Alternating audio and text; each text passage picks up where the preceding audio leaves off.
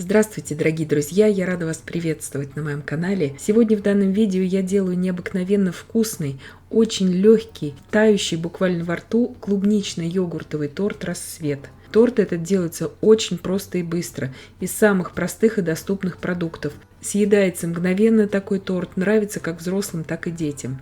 Итак, сначала приготовим шоколадный корж. Для шоколадного коржа нам понадобится 110 грамм муки, 20 грамм какао-порошка и 5 грамм разрыхлителя. Все это я перемешиваю и пока что отставляю в сторону. 2 яйца среднего размера комнатной температуры, щепотку соли, 8 грамм ванильного сахара, 80 грамм сахара. Перемешиваю все просто большим венчиком. Вы можете перемешивать здесь и миксером. 80 миллилитров молока комнатной температуры и 40 грамм растительного масла без запаха. Все перемешиваю. Как я уже сказала, при желании вы можете все это взбивать миксером, но это особо не повлияет на результат. Просеиваю туда всю сухую смесь. Духовка у меня уже разогрета на 170 градусов Цельсия. Выпекается корж буквально за 20 минут.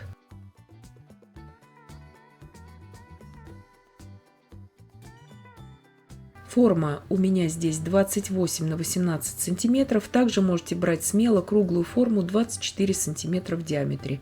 Я все это напишу в описании под видео. Выпекался корж у меня 20 минут на среднем уровне, без конвекции. Духовку, конечно же, во время выпечки не открываем.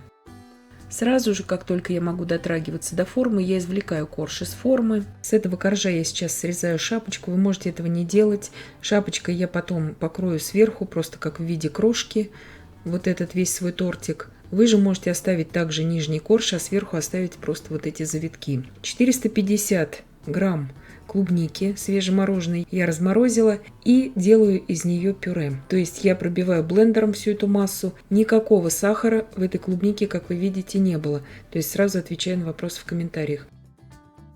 Сейчас я уже добавляю в готовое пюре 50 грамм сахара, перемешиваю и довожу пюре с сахаром до кипения и сразу же снимаю с огня. Пока пюре у меня остывает, я подготовлю желатин. Здесь у меня 10 грамм желатина, 5 столовых ложек холодной кипяченой воды. Им я заливаю сразу желатин и сразу же, ничего не жду, его сразу перемешиваю, оставляю желатин набухнуть. И пюре у меня остыло примерно до 70 градусов Цельсия. То есть оно еще очень-очень теплое, но уже не очень горячее. Добавляю туда весь набухший желатин в это пюре, перемешиваю. Добавляю сейчас туда сок половины лимона, чтобы более насыщенный был вкус у этого пюре. И оставляю сейчас остывать все это до комнатной температуры. Не до холодного состояния, просто до комнатной температуры. И приготовлю йогуртовый мусс. Здесь у меня 800 грамм греческого йогурта 10% жирности. Добавляю туда 200 грамм сахара, перемешиваю. Вместо греческого йогурта вы можете брать маложирную 10% сметану. Либо берите просто йогурт меньшей жирности, это тоже можно. 25 грамм желатина. Добавляю туда 120 мл холодной кипяченой воды. Сразу же перемешиваю, чтобы желатин не взялся комочками. И оставляю набухать всю эту массу. 400 мл охлажденных сливок для взбивания, 16 грамм ванильного сахара. Взбиваю до мягких пиков, даже до такого просто пышного состояния. И мягкими пиками это назвать даже трудно. Ну, вот так, чтобы сливки уже были просто пышными. Добавляю туда сейчас всю йогуртовую массу. Аккуратно перемешиваю. Желатин у меня к этому времени уже набух. Желатин я распускаю сейчас импульсами в микроволновке. Не нужно доводить его до кипения, а именно импульсами так вот быстро, чтобы он у вас разошелся. Сейчас из общей йогуртовой этой массы добавляю к желатину небольшую часть, перемешиваю все это, чтобы массы объединились и чтобы выровнялась температура. И сразу же ничего не жду. На таких умеренных оборотах миксера вливаю всю эту желатиновую массу уже к основной йогуртовой смеси и быстро перемешиваю, чтобы не было комочков. И в принципе мусс наш готов. Желатин у меня здесь силы 200 блюм. Желатин берите всегда качественный, чтобы у него еще оставался хороший срок годности, чтобы он не был просроченным. Работать здесь нужно очень быстро, потому что мусс очень быстро фиксируется. То есть вот этот корж, который мы подготовили заранее, он должен уже стоять у вас приготовленным. Сейчас на дно этого коржа я его ничем не пропитывала, потому что йогуртовая смесь, она все равно очень влажная, да и корж, он очень влажный сам по себе. На дно я выкладываю 2 половника, вы можете это какой-то чашкой накладывать, все, что вам нравится. Вот этого клубничного пюре с желатином я выкладываю по 1 столовой ложке.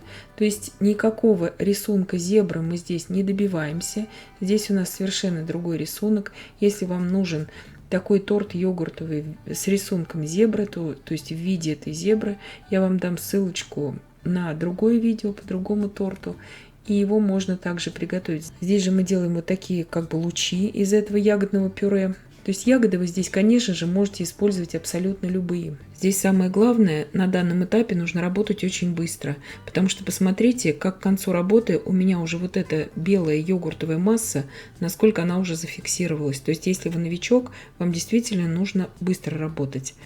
Если она у вас застыла вдруг, эта белая масса, ее можно импульсами также прогреть в микроволновке, но не до очень жидкого состояния, а буквально вот по несколько секунд. Сейчас показываю, как можно его оставить без посыпки сверху, этот тортик. То есть можно просто деревянной палочкой сделать вот такие красивые очень узоры. Они потом также зафиксируются и также будут смотреться сверху. Убираю сейчас в холодильник примерно на 4 часа. Можно на ночь убирать. Вот такой красивый очень торт у меня получился сверху. Но я его все-таки посыпаю бисквитной крошкой. Почему я это делаю? Потому что чтобы это все-таки был не десерт, а именно как торт. То есть чтобы можно было и бисквит там покушать в этом торте. Но это все на ваше усмотрение. Крупные у меня здесь вот эти кусочки, потому что руками измельчала. Если вы все это будете измельчать в измельчителе, весь этот шоколадный бисквит, крупных крошек у вас, конечно же, не будет. Вырезаю просто это ножом. Это очень быстро делается. Вы можете использовать, конечно, здесь ацетатную пленку.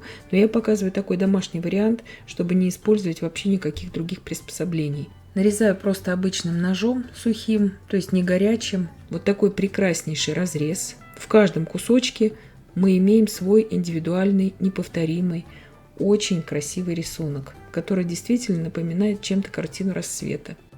Торт прекрасно держит форму, его можно даже транспортировать и в теплую погоду. Торт также прекрасно держит форму на столе при комнатной температуре. Он идеально ровно нарезается даже на очень мелкие кусочки. При надламывании вилкой он не превращается в кашу. Могу только рекомендовать. И, конечно же, делать можете абсолютно с любыми ягодами. И я надеюсь, что видео было полезным и познавательным. Подписывайтесь на мой канал, ставьте лайки, пишите комментарии. Я всем желаю больших успехов и до встречи в новых видео.